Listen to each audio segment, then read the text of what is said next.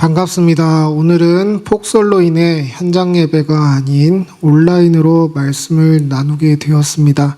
성도님들께서는 안전에 유의하시기 바라고 내일 목요일 새벽 기도에는 휴회하오니 착오가 없으시기 바랍니다. 이제 말씀을 살펴볼 텐데 각자 계신 곳은 다르지만 말씀 안에서 한몸된 믿음의 태도로 말씀 가운데 임하셨으면 좋겠습니다.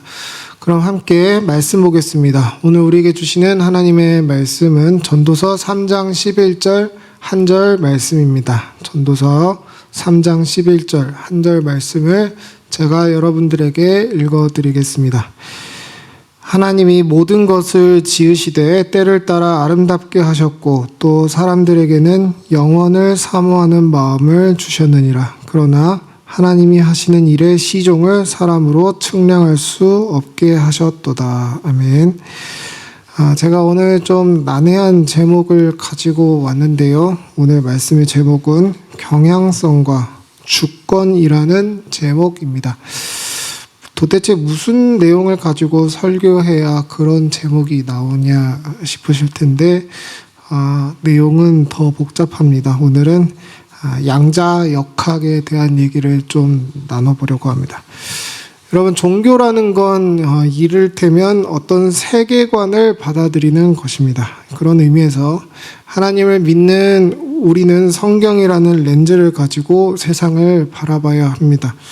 말인즉 기독교는 인생의 의미나 길흉화복이나 감정만을 다루는 영역에 갇혀 있지 않고 물질에 대한 내용에 있어서도 대화를 나눌 수 있고 그렇기에 과학에 대한 영역에 있어서도 얘기를 나눌 수 있어야 한다라고 생각합니다. 그래서 오늘은 특히 요즘 들어서 미디어에 자주 노출이 되는 것처럼 보이는 양자역학이라는 주제에 대해 기독교인의 렌즈를 가지고 어떤 식으로 고민하고 생각하고 대화할 수 있을지에 대한 내용을 좀 얘기해 보려고 합니다.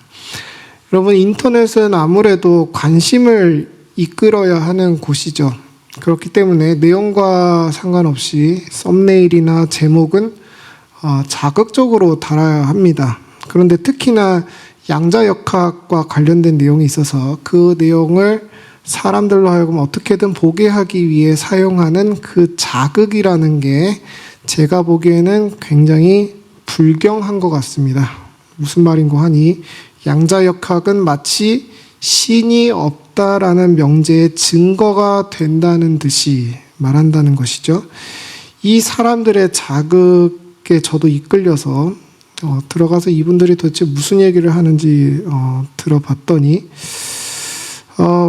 저는 모르겠습니다. 그게 꼭 신이 없다라는 증거가 되나 싶더라고요. 자기가 생각하는 그 신의 기준에 그 증거가 통할지는 모르겠지만 성경이 말하는 하나님이 없다라는 그 말을 성립시킬 수는 없다라는 생각이 들었습니다.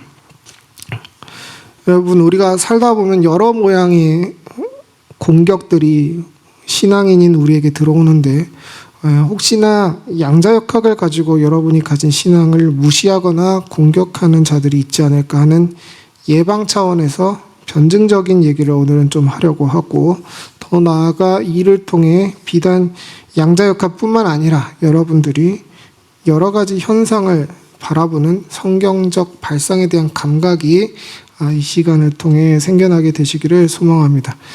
여러분, 양자역학이라는 것은 빛이 무엇인가라는 질문에서 시작됩니다. 빛이라는 것은 생각해보면 굉장히 신비합니다. 성경은 삼위 하나님의 빛으로서의 속성을 자주 얘기합니다. 요한일서 1장 5절은 성부 하나님이 본질적으로 빛이시라고 말하고, 요한복음 8장 12절은 성자 예수님이 세상의 빛이라 말하고, 요한복음 16장 13절은 성령 하나님이 진리의 영으로서 빛처럼 진리를 밝혀주신다라고 합니다. 빛이 가진 신비한 속성에 대해 말하자면 빛은 분명 우리 눈에 보이죠. 그런데 물질은 또 아닙니다. 어디 담아둘 수도 없고 무게도 없죠. 그런데 속도가 있습니다. 그것도 말도 안 되게 빠른 속도죠. 이 빛은 어떤 것에 있어서는 통과도 되고 굴절도 되고 막히기도 합니다. 이렇게 빛이라는 게 정말 뭐라 말할 수 없는 무엇인가인데 창세기 1장 3절에서 보듯이 하나님이 세상을 창조하실 때 가장 먼저 무에서 유로 있게 하신 것도 바로 이 빛이었죠. 가장 뭐라 말하기 애매한 것이 이 세상의 가장 기초적인 존재였다라는 것입니다. 이게 나중에 원자 구조에 대한 내용과도 이어지는데 그건 나중에 얘기하겠습니다. 어쨌든 이 빛이라는 게 진짜 이상한 거다라는 논의는 고대 철학자들로부터 시작되었습니다. 피타고라스는 빛이 입자라 주장했고 플라톤과 아리스토텔레스는 빛이 파동이라 주장했습니다. 빛이 입자냐 파동이냐 이 두 양강 구도가 계속됩니다.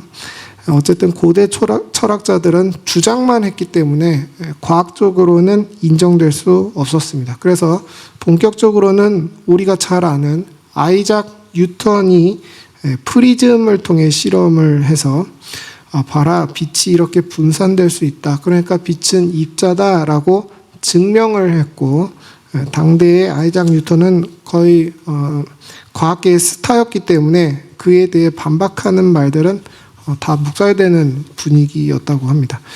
근데 이제 1801년에 토마스 영이라는 사람이 이중 슬릿이라는 실험을 통해서 빛이 파동이라는 것을 증명했습니다. 오늘 자료 화면이 나가지 않아서 나중에 한번 검색해 보시면 좋겠습니다. 결론적으로 이 실험을 통해서 아이작 뉴턴을 통해 빛은 입자라는 그 주장이 주류였다가 빛은 파동이다라는 주장이 주류로 바뀌게 됩니다. 근데 이제 1900년에 그 이름도 유명한 아인슈타인이 나와서 빛이 입자라는 것을 다시 증명하는데 광전 효과라고 해서 금속에 빛을 쬐면 금속의 전자가 튀어나오는 걸 실험으로 관찰했고 이는 빛이 가진 광자라는 입자가 금속의 전자와 상호작용한 결과라는 것을 증명했습니다. 이 광전 효과가 나중에 뭐 빛 센서라든가 디지털 카메라나 바코드나 엑스레이 등등 여러 가지 실생활에 적용이 됩니다. 이 광전 효과의 증명으로 아인슈타인은 노벨상을 타게 됩니다. 어쨌든 그렇게 아인슈타인이 광전 효과로 큰 권위를 가졌음에도 불구하고 여전히 빛이라는 것은 어떤 실험에서는 무조건 파동으로만 존재하는 것으로 증명이 되고 또 어떤 실험에서는 무조건 입자로 존재하는 것으로만 증명되는 이런 미스터리가 계속 남아 있었습니다. 이제 여기까지가 고전 역학인데 이제 사람이 육안으로는 확인할 수 없는 미시 세계를 탐구하게 되면서 이 고전 역학이 뒤집어집니다. 이 미시 세계에 들어가면 빛뿐만 아니라 모든 물질의 그 원자를 돌고 있는 전자들이 마치 빛처럼 논리적으로는 설명할 수 없는 이상한 현상을 일으킨다는 것을 과학자들이 발견합니다. 이를 이제 양자역학이라고 합니다. 양자역학이라고 할 때 양은 헤아릴 양입니다. 영어로는 양자역학을 퀀텀 메카닉이라고 하는데 퀀텀은 라틴어로 how much에 해당되는 quantus를 영어식으로 한 말입니다. how much는 뭔가를 세는 것이죠. 양자의 양도 헤아리다 였고요.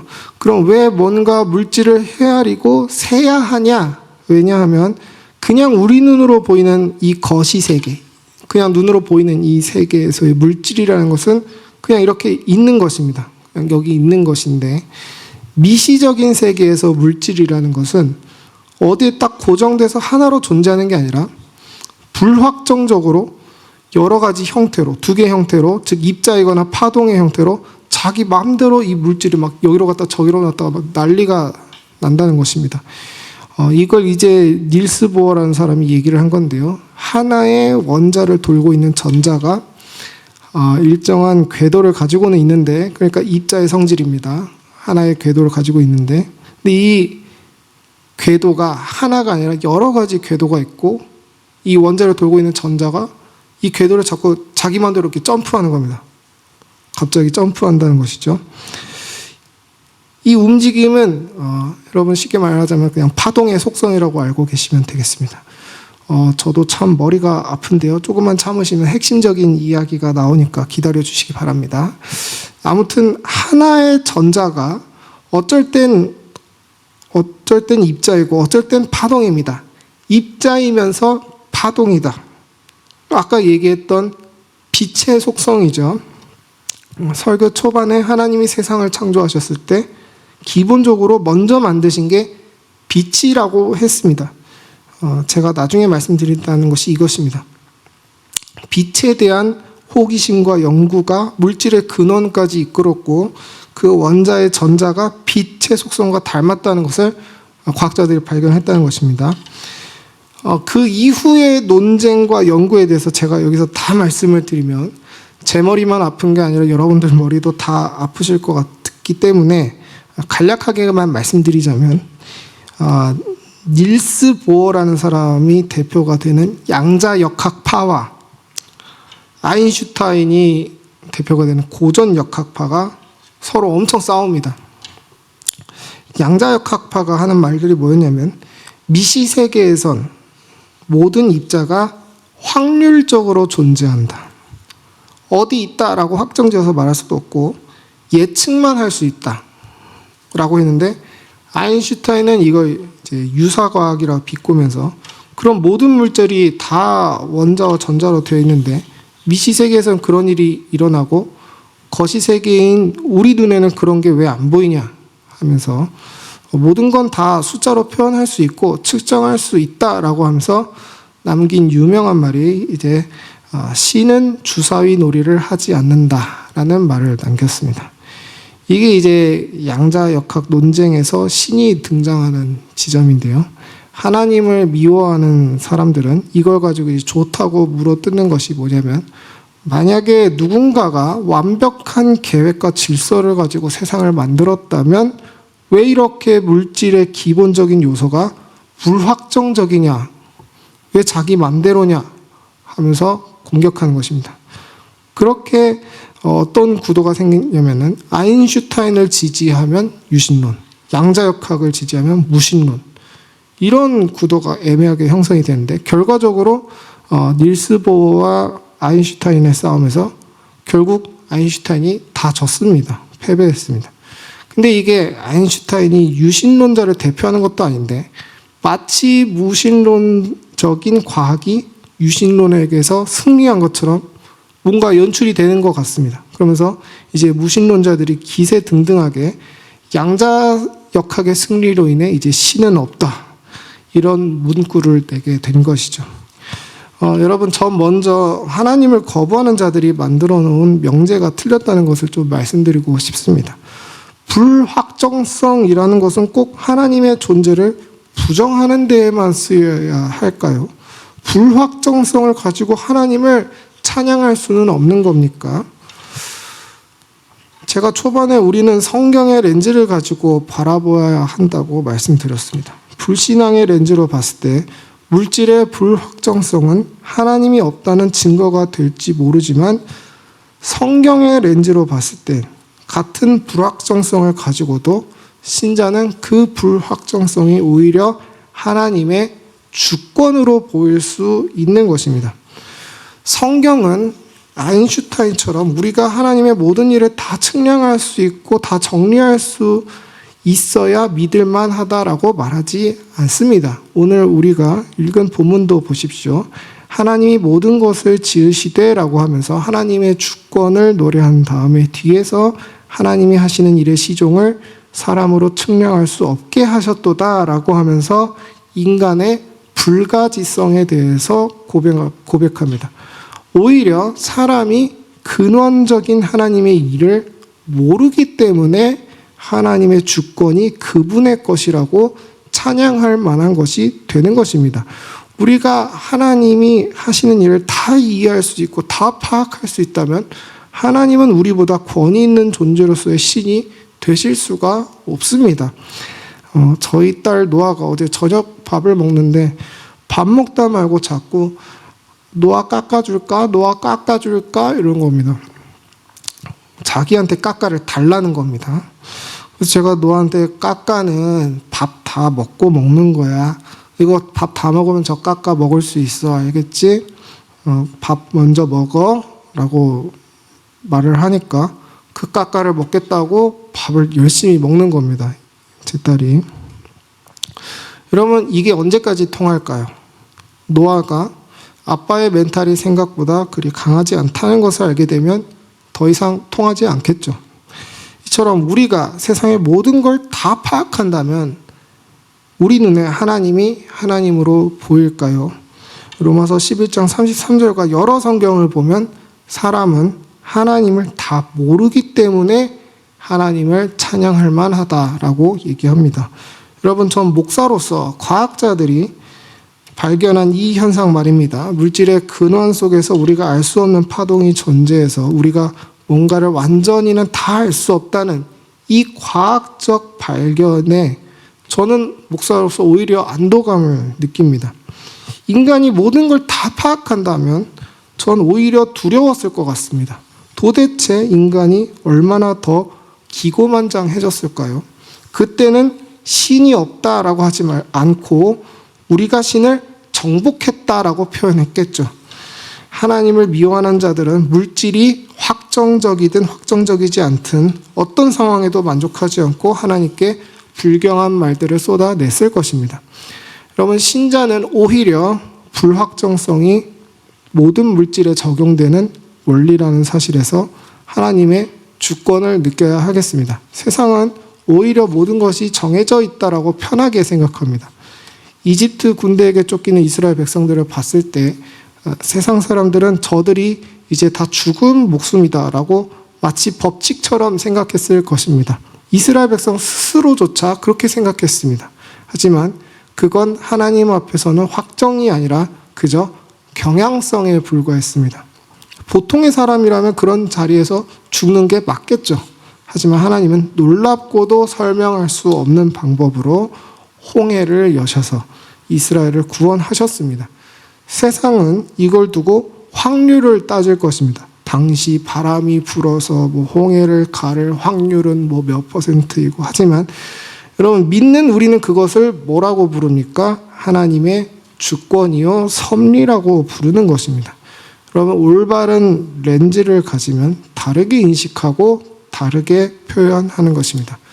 우리 예수님께서 이 땅에 오셔서 하신 일이 세상이 이럴 거라고 정한 법칙을 깨는 것이었습니다. 사람은 물 위를 걸을 수 없어. 하지만 예수님은 걸으시죠. 제가 앞에서 너무 어려운 이야기들을 많이 해서 성경 속에서 말하는 물의 용례에 대해 너무 깊은 논증까지는 가지 않고 간단하게 말씀드리자면 물은 죽음을 상징합니다. 보통 사람은 물 위에 설 수 없고 빠집니다. 사람은 그처럼 죽음을 이길 수 없습니다. 하지만 거기에 하나님의 주권이 작용합니다. 그래? 죽기만 해? 다시 살아날 수는 없는 거야? 이렇게 말하듯이 예수님이 그 모든 법칙을 깨시고 하나님의 주권의 영광인 부활의 영광을 보여주시죠. 사람은 죽으면 끝이다 라고 생각하는 세상의 법칙이 경향성에 불과한다는 것을 보여주는 것입니다. 주권이 경향성을 이기는 것입니다.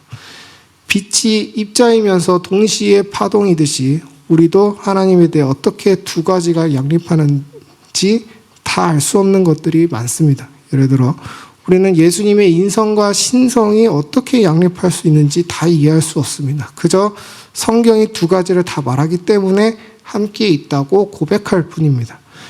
하나님의 공의와 사랑도 우리가 다 이해할 수 없지만 함께 있다고 고백할 뿐입니다. 우리의 구원에 대해서도 이미와 아직 아니의 측면이 있습니다. 이것들이 성경에 적혀져서 아는 것이지 우린 다 이해하는 것이 아닙니다.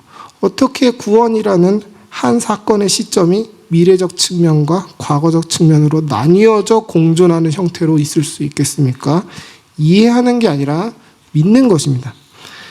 여러분, 우리는 하나님의 존재를 과학적으로 인식할 수 없습니다. 개미가 사람에 대해서 연구한다 한들 사람이 사람을 이해하는 것만큼 이해할 수 있을까요? 이해할 수 없습니다. 그렇다면 사람과 개미 사이의 존재론적인 간격이 클까요? 아니면 우리와 하나님 사이의 존재론적인 간격이 클까요? 당연히 우리와 하나님과의 간격이 더 크겠죠. 개미가 이해할 수 있는 사람의 수준이라는 것은 사람 차원에서 그 개미에게 다가가 준 행위에 대한 기억 정도에 불과합니다. 만약 제가 사람으로서 개미에게 달달한 것을 줬다. 그러면 개미 입장에선 저라는 사람을 다 알 수는 없어도 무엇을 알 수 있습니까? 저 사람이 나에게 달달한 것을 줬다라는 경험적 지식을 가질 수 있겠죠. 이게 그 대상과의 관계적인 지식이고, 조금 더 어려운 말로 하자면 경륜적인 지식입니다. 우리가 하나님에 대해서 알 수 있는 것 또한 관계적이고 경륜적인 지식입니다. 그 이상은 우리의 능력으로는 이해할 수 없습니다. 우리가 하나님에 대해서 다 알아야 믿을 수 있는 게 아닙니다. 우리가 믿는 것은 그분이 우리에게 아들을 보내셨고 우리를 구원하셨다는 그분의 다가와 주심이고, 우리를 향한 그분의 경륜입니다. 우리는 그분의 존재를 다 알고 믿는 게 아니라 그분이 우리를 선하게 대해 주신다는 그 관계를 알고 믿는 것입니다. 과학을 가지고 신앙을 공격하는 사람은 개미가 그 하찮은 더듬이로 인간을 더듬고는 내가 인간에 대해서 다 파악했노라 라고 말하며 기고만장하는 것과 같습니다. 하지만 우리는 같은 개미임에도 불구하고 그리스도 안에서 하나님과의 관계를 믿습니다. 그분의 존재는 다 몰라도 그분의 전부이신 우리를 향한 그 사랑을 우리는 알고 믿습니다. 여러분, 믿음이 얼마나 놀라운 것입니까? 세상이 알 수도 없고 줄 수도 없는 탁월하고도 초월적인 지식이 바로 믿음입니다. 여러분, 과학이라는 한낱 경향성 따위에 휘둘리지 마시기 바랍니다. 과학을 절대적으로 보지 마시고 하나님의 주권을 믿음으로 그 주권을 이해하시는 여러분들이 되시길 축복합니다. 양자역학의 확률적 세계는 우리로 하여금 하나님의 측량할 수 없는 크심을 바라보게 할 수 있습니다.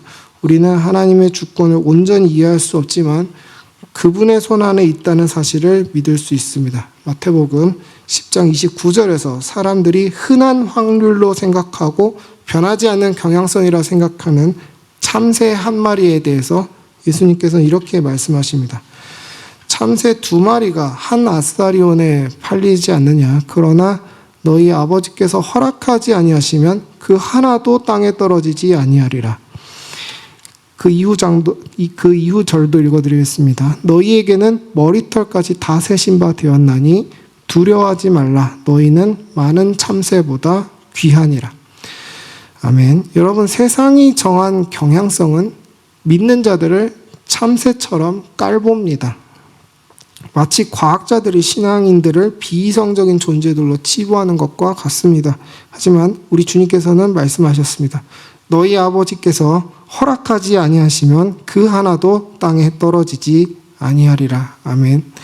하나님은 그분의 주권을 우리를 위해 선하게 사용하셔서 우리의 죽을 몸도 살리시는 분이라는 것을 믿으시길 바랍니다. 그러므로 로마서 8장 28절에서 바울은 이렇게 선포했습니다. 우리가 알거니와 하나님을 사랑하는 자 곧 그의 뜻대로 부르심을 입은 자들에게는 모든 것이 합력하여 선을 이루느니라. 아멘. 성도 여러분, 하나님의 주권을 신뢰하시기 바랍니다. 우리가 알 수 없는 확률과 불확실성 속에서도 하나님은 선하시고 모든 것을 다스리십니다. 오늘도 우리의 삶 속에서 보이지 않는 하나님의 손길을 의지하면서 모든 불확실성 속에서도 믿음으로 나아가시는 담대한 하나들인 교회 모든 성도님들이 다 되시기를 주님의 이름으로 축복합니다. 우리가 들은 말씀을 생각하며 기도하실 땐 나는 어떤 불확실성 속에서 두려워하고 불안해하는지를 하나님께 아뢰는 기도를 하면 좋겠습니다. 여러분, 디모데후서 1장 15절을 보면 바울이 죽을 때가 가까워졌을 때 그가 평생을 바쳐 사역했던 아시아의 성도들이 자기를 떠났다는 것을 말합니다. 바울에게 인간적으로 교회의 미래는 얼마나 어두웠겠습니까? 하지만 그 불확실성 속에서도 바울은 하나님의 주권을 붙잡고 사랑하는 디모데를 믿음의 사람으로 남기기 위해서 디모데에게 너가 끝까지 경건하라, 교회를 세우라, 하나님을 붙잡으라고 하면서 하나님은 미쁘신 분이시다라고 찬양했습니다. 그리고 결국엔 바울이 붙잡았던 그 주권의 결과가 바로 우리이지 않습니까? 우리라는 남은 자를 바울은 끝내 남겼습니다. 그런 바울의 후예인 우리도 같은 자세를 가져야 할 줄로 생각합니다. 우리 앞에 놓여진 어두운 상황들이 있을 것입니다. 하지만 그 속에서도 우리가 다 이해해서가 아니라 하나님의 주권을 신뢰함으로 나에게 주어진 신앙의 길을 포기하지 않고 정진해서 결국엔 믿음이 승리한다라는 것을 세상을 향해 하나님을 미워하는 여러 사람들을 향해 보여줄 수 있는 믿음의 역사가 우리 하나드림 교회 통해 있을 수 있게 달라고 영상이 끝난 후에 기도하면 좋겠습니다. 그럼 제가 기도하고 주기도문 후에 마치도록 하겠습니다. 하나님 아버지, 우리가 머리로는 다 알고 있지만 삶 속에서 믿음이 이성을 앞서가기가 쉽지가 않습니다.